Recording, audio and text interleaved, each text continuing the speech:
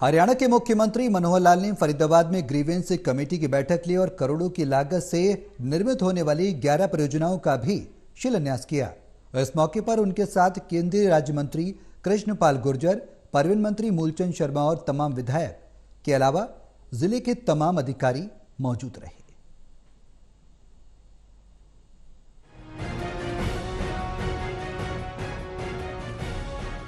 हरियाणा के मुख्यमंत्री मनोहर लाल खट्टर फरीदाबाद में ग्रीवेंस कमेटी की बैठक लेने पहुंचे।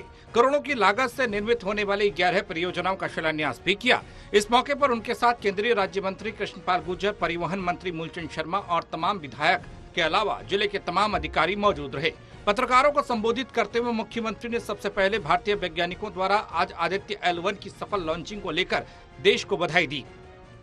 मैं सर्वजन को बहुत बहुत बधाई देता हूँ और अपने जो वैज्ञानिक हैं उनका भी एक प्रकार से सराहना करता हूँ, उनका धन्यवाद करता हूँ कि उन्होंने एक और नया काम अपने देश की धरती से, श्रीहरिकोटा से और आदित्य L1 इस प्रकार से एक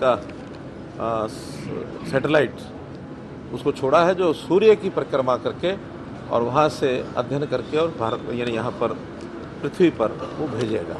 तो एक बहुत बड़ा काम ये अपने देश के वैज्ञानिकों ने किया है, इसके लिए बहुत बहुत बधाई।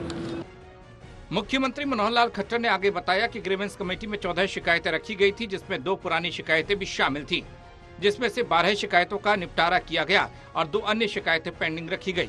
उन्होंने बताया कि नेशनल हाईवे अथॉरिटी और नगर निगम को आपस में तालमेल बनाकर योजनाओं को मूर्त रूप देने के आदेश दिए गए, ताकि दोनों विभाग मिलकर विकास के रास्ते में कोई अड़चन न डालें। आज ग्रीवेंसेस कमेटी फरीदाबाद की जैसे मासिक बैठक होती है उसके अंदर 14 ग्रीवेंसेस ऐसी रखी गई थी। 2 ग्रीवेंसेस जिसमें पिछले बार की रिपीट हुई थी, 12 नई थी और इन 14 में फिर से 2 अब अगले महीने में दोबारा से रखी गई हैं। 12 का आज निपटारा किया गया है और उसमें मुख्य रूप से जैसे NHAI और नगर निगम इनके कई बार सीवरेज के लाइन के या और जो ड्रेन्स का जो बाकी विषय रहता है इनका तालमेल आपस में कम था। तो आज हमने कहा कि संयुक्त टीम बनाए ताकि कभी भी कोई योजना हमारा नगर निगम बनाता है तो NHAI में अड़ जाता है, NHAI की योजना होती है तो हमारे लोग पास नहीं करते हैं, तो मिल करके और समन्वय बैठा करके और उसको हमको करें। मुख्यमंत्री ने बताया कि एक व्यक्ति ने समिति के पास अपने कागज रख कर लोन लिया और उसे चुका भी दिया, लेकिन उसके कागज वापस नहीं मिले, जिस पर आदेश दिया है कि या तो कागज वापस दिलाए जाएं, नहीं तो FIR दर्ज की जाए। इसी तरह एक हत्या के मामले में SIT बनाकर जांच करने के निर्देश दिए गए हैं।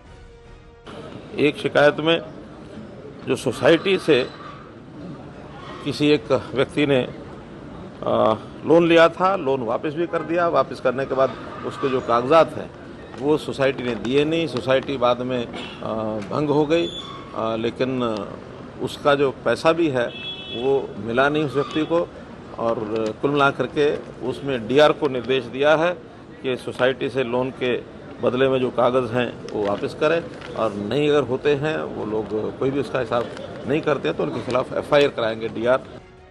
मुख्यमंत्री ने बताया कि नगर निगम के एक ठेकेदार को पिछले 3 साल से काम करने की एवज में पेमेंट नहीं मिली, जिस पर 15 दिन में उसकी पेमेंट देने और 3 साल की देरी करने पर ब्याज भी देने का आदेश दिया गया।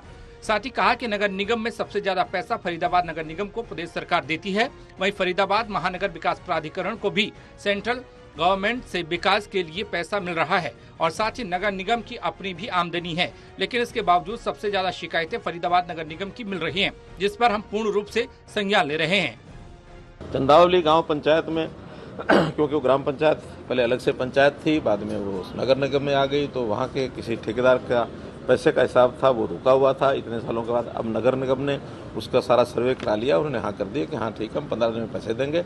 और पिछला चूँकि 3 साल डिले हुआ, इसलिए हमने उनको ये भी आदेश दिया कि नगर निगम उस 3 साल का उनको इंटरेस्ट भी देगा, तो इंटरेस्ट समेत 15 दिन में उसकी पेमेंट की जाएगी।